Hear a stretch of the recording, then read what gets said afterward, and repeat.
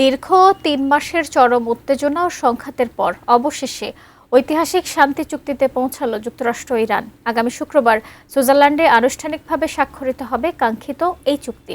একই সঙ্গে হরমুজ প্রণালীও খুলে দেওয়ার ঘোষণা এসেছে। পাকিস্তানের মধ্যস্থতায় হওয়া এই চুক্তির বিস্তারিত জানাচ্ছেন সঞ্জিদা সিলভিয়া। দীর্ঘ প্রতীক্ষার পর অবশেষে মধ্যপ্রাচ্যের আকাশ থেকে যুদ্ধমেঘ কাটল। সব শঙ্কা আর অনিশ্চয়তার অবসান ঘটিয়ে চূড়ান্ত হলো যুক্তরাষ্ট্র ও ইরানের মধ্যকার ঐতিহাসিক শান্তি চুক্তি। লেবানন সহ সব ফ্রন্টে অবিলম্বে এবং স্থায়ীভাবে সামরিক অভিযান বন্ধে সম্মত হয়েছে দুপক্ষই। চুক্তির প্রথম আনুষ্ঠানিক ঘোষণা আসে প্রধান মধ্যস্থতাকারী দেশ পাকিস্তানের পক্ষ থেকে। আমি বুঝি নির্মাণের শিল্প, সালাম স্টিল বোঝে ডিউরেবিলিটি। সালাম স্টিল মোস্ট ডিউরেবল স্টিল। প্রধানমন্ত্রী শেহবাজ শরীফ জানান, নিবিড় আলোচনার পর এই সমঝোতা সম্ভব হয়েছে। আনুষ্ঠানিক স্বাক্ষর অনুষ্ঠানটি আগামী শুক্রবার সুইজারল্যান্ডে অনুষ্ঠিত হবে। দীর্ঘ এই আলোচনা সফল করতে কাতার, সৌদি আরব এবং তুরস্কের ভূমিকারও প্রশংসা করেন তিনি।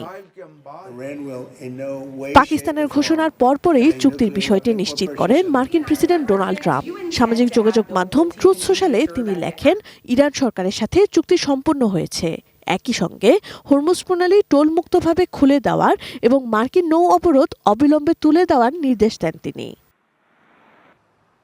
ইরানের উপপররাষ্ট্রমন্ত্রীও দুদেশের মধ্যকার শত্রুতা দ্রুতই শেষ করার কথা জানিয়েছেন। ইরানের আধা সরকারি সংবাদ মাধ্যম মেহের নিউজ এজেন্সি জানিয়েছে, খসড়ায় অন্তর্ভুক্ত বিষয়গুলোর মধ্যে রয়েছে লেবানন সহ সব ফ্রন্টে স্থায়ী যুদ্ধবিরতি, ইরানের অভ্যন্তরীণ বিষয়ে হস্তক্ষেপ না করার বিষয়ে যুক্তরাষ্ট্রের অঙ্গীকার, ইরানের ব্যবস্থাপনায় ৩০ দিনের মধ্যে হরমুজ প্রণালী পুনরায় উন্মুক্ত করা, ইরান পুনর্গঠনে যুক্তরাষ্ট্র ও তার মিত্রদের পক্ষ থেকে কমপক্ষে $৩০০ বিলিয়ন পরিকল্পনা প্রদান।